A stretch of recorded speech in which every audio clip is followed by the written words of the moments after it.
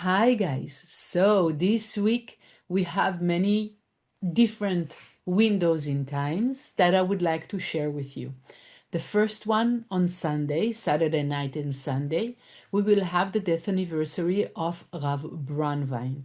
We know that at the death anniversary of Righteous, we have a great opportunity to reconnect to their energy. And the special energy of Rav Bronwyn is really related to all the work that the center is doing today.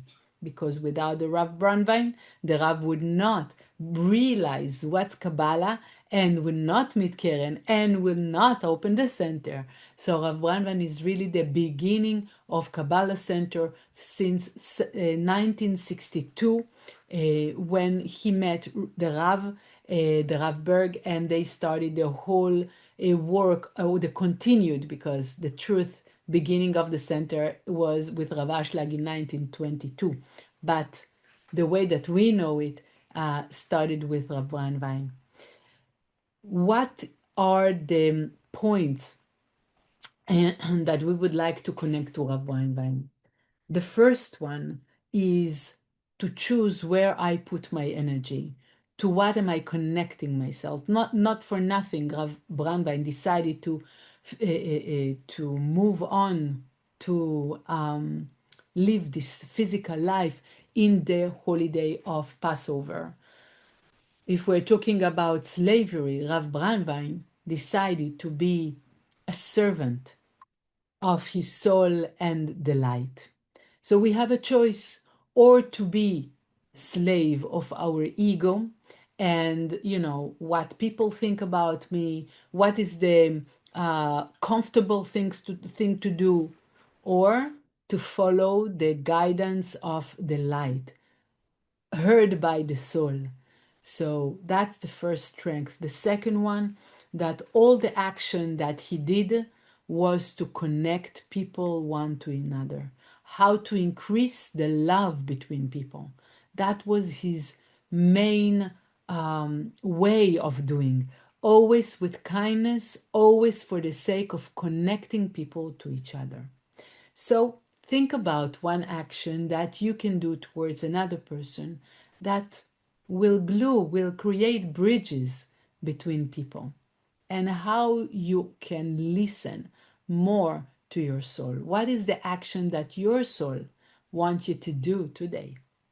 The second window in time is the seventh day of Passover, basically the last day of the holiday, the last day of the holiday, of that opportunity of breaking free. Yes, we had going out of Egypt in the night of Passover. In the seventh day, the Israelites are crossing the Red Sea, and it says that they crossed the water in dry land. Not possible, right? But that's what we call a miracle. A miracle doesn't happen only in the stories or in the fairy tale. Miracles is a state, is a level of being, and in that day we can receive the strength to elevate ourselves to that realm, to that dimension of what we call miracles. Okay? So, miracle is everything that is not natural for us. But for that, we know that through the year we are constantly doing actions that are not natural for us, that are out of our comfort zone. And as a result of that, and as a result of the window in time that is opening that night, we can relate to that dimension of miracles. That thing was possible because in that moment, and this is what we will be able to connect with, the Israelites also elevated themselves to the level of the infinity, that infinite energy. This is why they manage that we have like this song, yes, the melody, the words that came directly from a very high place. That activity, that connection is happening at night, very early morning before sunrise, and we will gain all the power of certainty. That what help us to raise to the level of miracles. The last point is the portion that continue this week, the continue the work, which is the portion Shmini, means the 8th day of the work in the temple. And the main topic spoken in this portion is about the food, that what is right to eat, what is not good to eat. But what are we talking about? Because there are foods, but also actions and in the way we speak and the way we think that will raise us, will elevate us, we will feel stronger. But there are foods and actions and behaviors that will pull us down, that we will feel that we are losing energy.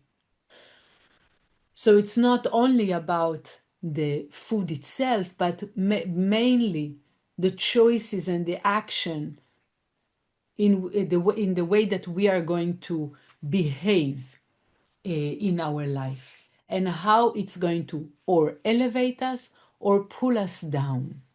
So you know that in the soul, we have different levels, but the basic or the most the most the lowest part of our soul is the part that is kind of the nefesh be'emit, the animal part, like the behavior, okay, the most basic consciousness, the lowest consciousness, the consciousness in which we are completely immersed in what's happening around us in our life. We are completely slaves of what life offers us, okay? The point is like this. When our soul, so our soul is really not stable. It's not that we have a soul and it fills us completely. It changes form. It can be or shrinked and small, or like in space within all of our body.